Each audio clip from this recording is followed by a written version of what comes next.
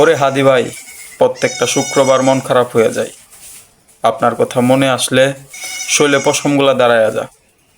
জানি না কেমন এমনটা হয়, কিন্তু খুব মনে পড়ে ভাই আপনারে। সারা দুনিয়া এখন ব্যস্ত খেলা দেখা নিয়া।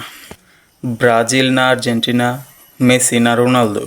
রোনালদো নাকি কাপ ডিজার্ভ করে, ওইদিকে নেইমারও নাকি ডিজার্ভিং। কিন্তু 6 মাস আগে এমনই এক শুক্রবারে হাদি নামের দালালটারে যে মাইরা ফালাইছিল, সারা দিন রাত 24 ঘন্টা বাংলাদেশ বাংলাদেশ বইলা গে করতো। এই দালালটা কি বাইসা থাকা ডিজার্ভ করতো না? দালালটার একদম উচিত শিক্ষা হয়েছে, তাই না? কি দরকার আছিল সবখানে আঙ্গুল ঢোকানোর? 206টা হাড্ডি দিয়া যেই শরীরটা বানানো, সেই কঙ্কালের মতো শরীরটা নিয়ে কি দরকার আছিল সবাইরে ঠিক করার চেষ্টা চালানো? দেশের বাকি 20 কোটি বোবার বাচ্চার মতো চুপ থাকলেও তো পারতো। ইংলিশ পড়াইতো পোলাই, টাকা পয়সাও কম আছিল না।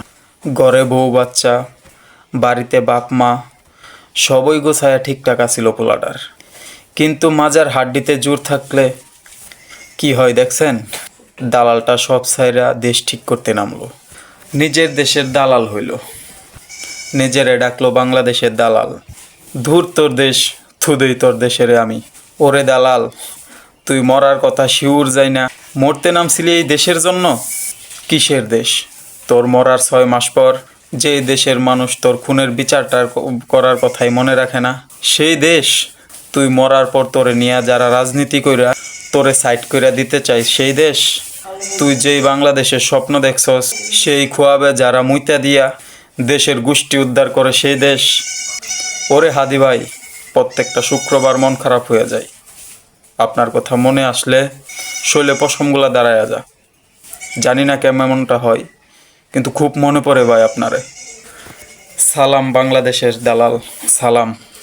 ওহে বাংলাদেশ, 6 মাস পর আইসা কি তোমার সেই দালালটার কথা মনে পড়ে?